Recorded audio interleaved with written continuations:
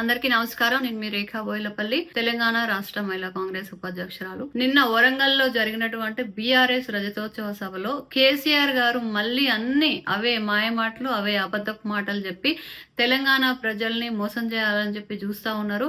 ఆయనట గడిచిన 10 సంవత్సరాల్లో తెలంగాణని బ్రహ్మాండంగా పరిపాలించిండట. ఆయన అధికారంలో ఉన్నప్పుడు ప్రజలు మరియు రైతులు చాలా సంతోషంగా ఉన్నారట. ఆయన ప్రాజెక్టులు పూర్తి చేసిండట, పారిశ్రామిక రంగాన్ని పరుగులు పెట్టించిండట, రియల్ ఎస్టేట్ రంగాన్ని పరుగులు పెట్టించిండట. ఆయన హయాంలో 1000 గురుకుల పాఠశాలలు పెట్టిండట, 25 లక్షల మందికి ఉద్యోగాలు ఇచ్చిండట, రాష్ట్ర ఆదాయాన్ని పెంచిండట. ఇప్పుడు కాంగ్రెస్ వచ్చిన తర్వాత తెలంగాణ ప్రజలు సంతోషంగా లేరు, రైతులు సంతోషంగా లేరు అని చెప్పి మాట్లాడుతూ ఉన్నారు.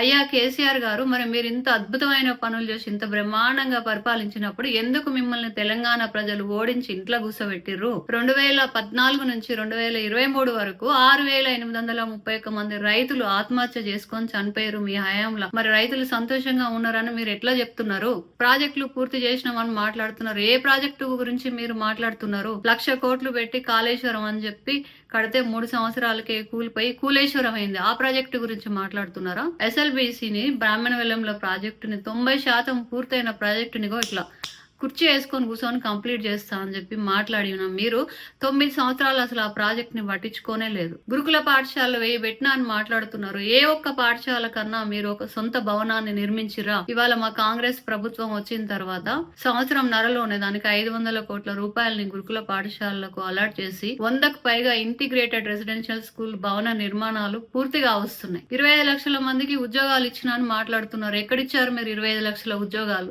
కాంగ్రెస్ ప్రభుత్వం వచ్చిన తర్వాత సంవత్సరం నరలోనే 50,000కు పైగా ప్రభుత్వ ఉద్యోగాలని మేము ఇచ్చినాం. రియల్ ఎస్టేట్ పరుగులు పెట్టిందని మాట్లాడతాడు. ఎవరు రియల్ ఎస్టేట్ పరుగులు పెట్టింది? నీ కొడుకు రియల్ ఎస్టేట్ పరుగులు పెట్టింది, నీ బిడ్డది, నీ అల్లుంది, నీ బంధువులది, నీ బీఆర్ఎస్ నాయకుల రియల్ ఎస్టేట్ పరుగులు పెట్టింది. ధరణి పోర్టల్ తీసుకొచ్చి దాన్ని ప్రైవేట్ వ్యక్తులకు అప్పగించి నగర శివారులో ఉన్న భూములన్నీ కబ్జాలు చేసి 1000 కోట్లు దండుకొని రియల్ ఎస్టేట్ చేసి రియల్ ఎస్టేట్ లో 1000 కోట్లు గడించింది బీఆర్ఎస్ ప్రభుత్వం. ఇవాళ మా ప్రజా ప్రభుత్వం వచ్చిన తర్వాత ఏప్రిల్ 14న అంబేద్కర్ గారి జయంతిని పురస్కరించుకొని ఆ రోజు 6R చట్టం తీసుకొచ్చి పేద ప్రజలకు చుట్టంలా ఉండేటటువంటి భూభారతి చట్టాన్ని తీసుకొచ్చింది కాంగ్రెస్ ప్రభుత్వం. రాష్ట్రాన్ని దివాలా తీయించిరని చెప్పి మాట్లాడుతూ ఉన్నాడు. అసలు మిగులు బడ్జెట్ ఉన్న రాష్ట్రాన్ని మొత్తం దోసుకొని తిని 7 లక్షల కోట్ల రూపాయల అప్పుని తెలంగాణ రాష్ట్రానికి మిగిల్చింది మీరు కాదా కేసీఆర్ గారు? సర్పంచులకు పెండింగ్ బిల్స్ ఇవ్వలేదని మాట్లాడుతున్నారు. 9 సంవత్సరాలు అధికారంలో ఉన్నారు. మీ హయాంలోనే సర్పంచులు పనిచేసిర్రు.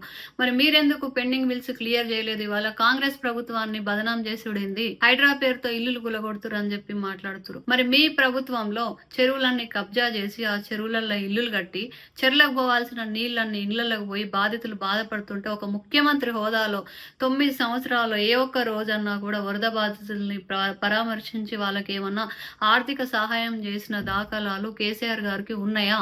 పేపర్ లీకేజీలై కొన్ని వేల మంది విద్యార్థులు ఆత్మహత్య చేసుకుంటే ఏ రోజన్నా మీరు వాళ్ళ కుటుంబాలని పరామర్శించిర్రా?